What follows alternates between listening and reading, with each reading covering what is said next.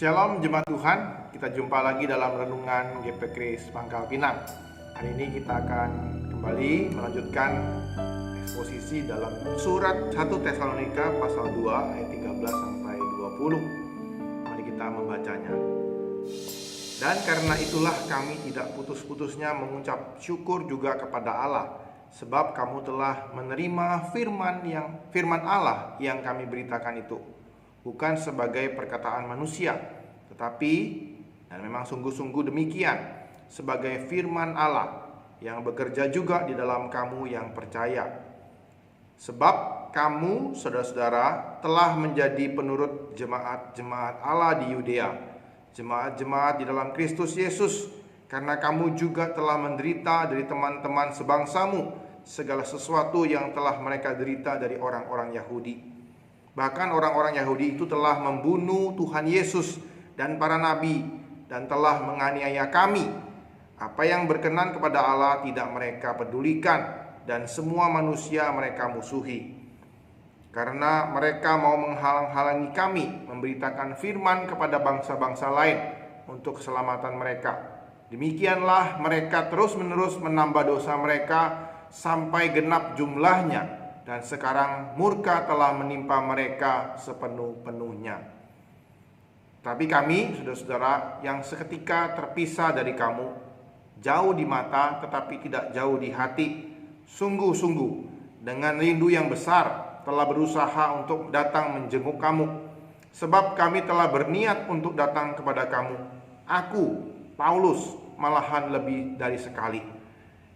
Tetapi iblis telah mencegah kami.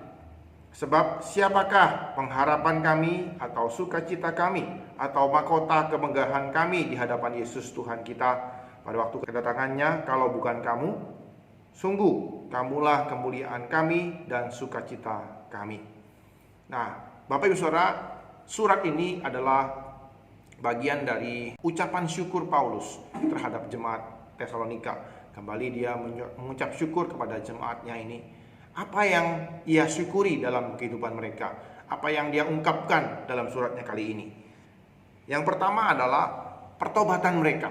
Paulus sadar mereka bertobat dan percaya kepada Yesus Kristus bukan karena kehebatan khotbah-khotbahnya, tapi karena firman Allah yang diberitakan kepada mereka bekerja dalam hati mereka. Itu kuasa firman Tuhan benar-benar nyata dalam pertobatan orang-orang di Tesalonika. Itu yang pertama, pertobatan. Kemudian yang kedua adalah mereka menjadi penurut jemaat Allah. Mereka mengikuti, meneladani apa yang terjadi dalam gereja mula-mula jemaat Tuhan di Yudea. Jadi mereka mengikuti teladan gereja mula-mula. Kemudian yang ketiga adalah mereka ikut menderita di dalam Kristus. Bersama-sama dengan jemaat gereja mula-mula menderita karena kebenaran dan firman Tuhan, karena Injil yang diberitakan, mereka juga ikut ambil bagian yang bersama-sama.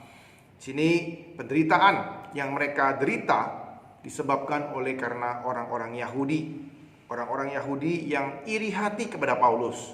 Kalau kita melihat kembali dalam Kisah Rasul 17, orang-orang Yahudi ini menjadi iri dan menghalangi Paulus memberitakan Injil kerajaan sorga kepada orang-orang non-Yahudi.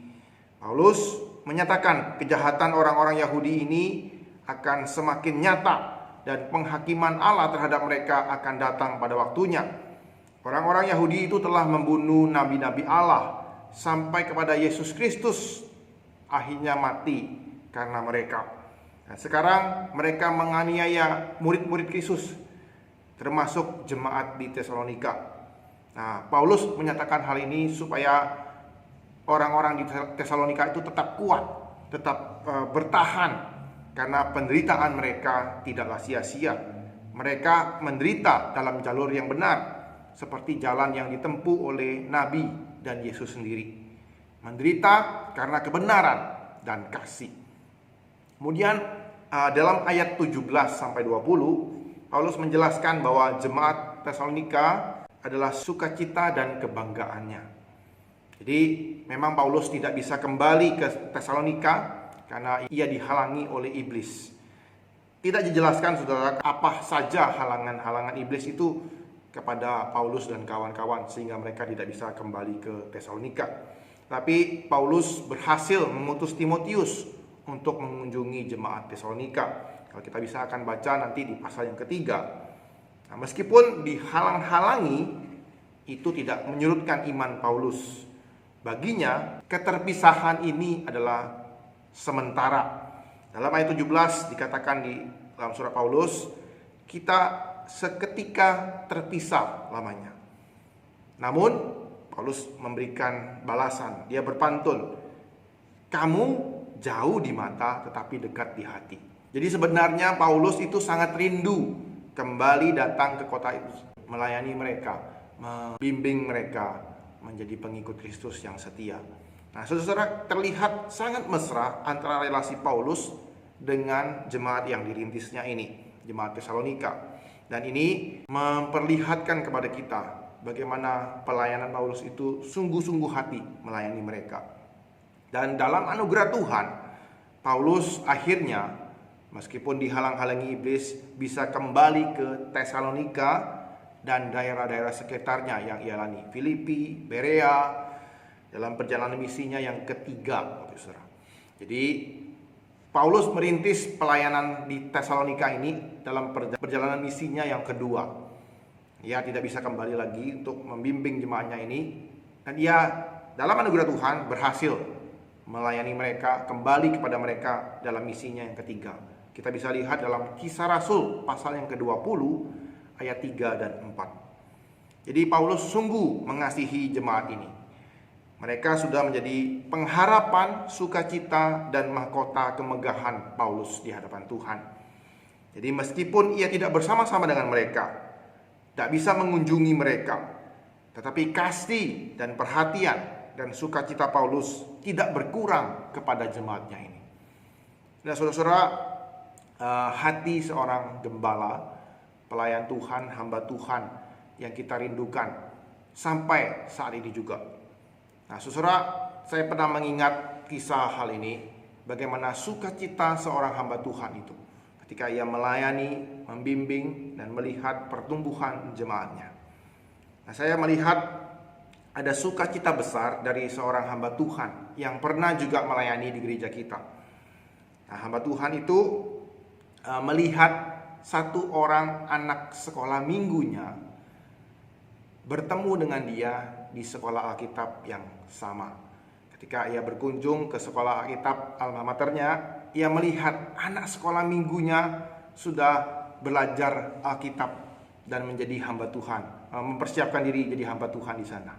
Dan ia sungguh kaget, sungguh bersyukur kepada Tuhan, dan dia tidak menyangka-nyangka, dia terheran-heran. Anak yang nakal dulu ini yang dia bimbing, sekarang menjadi seorang hamba Tuhan. Cerita ini bukan tentang saya, saudara, tetapi salah satu rekan saya yang juga adalah hamba Tuhan dari GP Kris Pangkal Pinang. Dia yang bercerita kepada saya, dan saya bisa membayangkan betapa sukacitanya hamba Tuhan itu. Ia mungkin mengingat kembali pelayanannya di GP Kris Pangkal Pinang dan jerih lelahnya di tempat ini, dan ia mungkin bersyukur kepada Tuhan. Tuhan memberikan dia kesempatan untuk melihat buah-buah pelayanannya. Nah, saya membayangkan begitulah mungkin sukacita Paulus terhadap jemaatnya di Tesalonika ini. Saudara, karena itu saya mengajak kita merenungkan dua hal berkaitan dengan perenungan kita hari ini. Pertama-tama, saudara-saudara, adalah sebagai hamba Tuhan dan pelayan Tuhan di GP Kris Pangkal Pinang ini, mari terus ingatkan dalam diri kita supaya kita terus rendah hati dalam melayani dan membangun gereja di GP Kris Pangkal Pinang ini. Dan kita harus melihat hasil-hasil yang Tuhan berikan kepada kita itu adalah anugerahnya. Jika Tuhan memberikan kita kesempatan untuk melihat hasil-hasilnya dan buah pelayanan kita, mari kita bersyukur dan memuji nama Tuhan. Sama seperti Paulus bersyukur kepada Tuhan atas pertobatan yang terjadi dalam jemaat Tesalonika. Itu bukan semata-mata karena karyanya sendiri, kehebatan dia berkhotbah, pengertian dia akan Taurat dan Injil, bukan, saudara, tapi karena memang kuasa firman Tuhan. Firman Tuhan yang bekerja, Roh Kudus yang mengubahkan hati, memberikan pertobatan kepada orang-orang yang kita layani, bukan semata-mata karena kehebatan kita. Saya bukan meniadakan tanggung jawab kita untuk belajar dan melayani sungguh-sungguh di sini. Tidak, saudara. Tapi mari kita bersama-sama ingat dan sadar, itu adalah anugerah Tuhan semata-mata, bukan karena kekuatan dan kehebatan kita. Kemudian yang kedua adalah, meskipun ada halangan, ada rintangan dalam pelayanan ini, sama seperti yang dialami oleh Paulus, jangan menyerah. Tetap lakukan bagian kita dengan setia dan percaya kepada Tuhan akan menyertai orang-orang yang kita layani. Meskipun kita harus meninggalkan tempat pelayanan kita itu, ataupun kita tidak bisa melihat hasilnya, bisa jadi saudara, Tuhan tetap bekerja dalam diri orang yang kita layani tersebut, memeliharanya, mengutus orang-orang lain yang akan membimbing dan melayani, dan mungkin orang-orang lain juga yang akan menuainya dan membimbing mereka semakin hari semakin menjadi serupa dengan Kristus. Orang-orang yang pernah kita layani dengan segenap hati dan sungguh-sungguh akan menjadi sukacita dan kebanggaan kita suatu saat nanti. Saudara, biarlah ini boleh menjadi penguatan dan pemberi semangat kepada setiap kita untuk setia melayani Tuhan, meneladani Paulus dan gereja yang dia layani, jemaat Tesalonika. Mari kita bersama-sama ucap syukur, kita berdoa. Tuhan, kami melihat pelayanan yang Paulus kerjakan, dan itu ia sadar bukan karena kehebatan dan kekuatan yang ia punyai, tapi karena kuasa firman Tuhan dan anugerah Tuhan. Dan bersyukur Tuhan, Engkau memberikan kesempatan kepada Paulus untuk melihat hasil dan buah pelayanannya, dan ia sungguh-sungguh bersyukur atas pelayanan yang ia lakukan. Dan biarlah Tuhan ini menguatkan kami untuk melayani Tuhan dengan sungguh-sungguh dan terus bersandar kepada kekuatan Tuhan. Ketika Tuhan memberikan kami hasil, memberikan kesempatan untuk melihat hasil dan buah pelayanan kami, ajar kami terus boleh bersyukur kepada Tuhan, mensyukuri berkat dan anugerah Tuhan kepada kami, dan Tuhan ikut bekerja dalam perbuatan kami. Dan tolong kami Tuhan untuk tetap setia, meskipun kami tidak bisa melihat hasilnya, ataupun kami mengalami halangan dan rintangan yang membuat kami harus berpindah ke posisi lain ataupun ke tugas yang lain. Tolong kami terus bisa setia Tuhan melihat rencana-Mu. Dan kami percaya orang-orang yang kami layani dengan sungguh-sungguh menjadi berkat bagi banyak orang. Terima kasih Tuhan. Syukur dan berdoa dalam nama-Mu.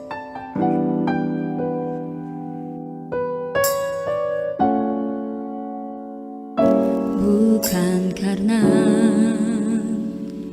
kebaikanmu, bukan karena fasilitasmu, bukan karena kekayaanmu, kau dipilih, kau dipanggilnya, bukan karena kecakapanmu, bukan karena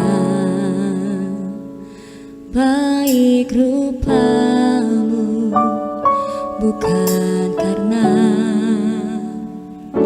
kelebihanmu,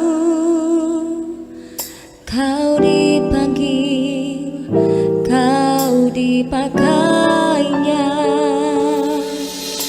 Bila engkau dapat, itu karenanya. Bila engkau punya semua daripadanya,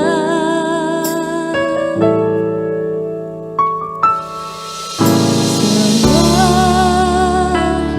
karena anugerahnya, diberikannya pada kita.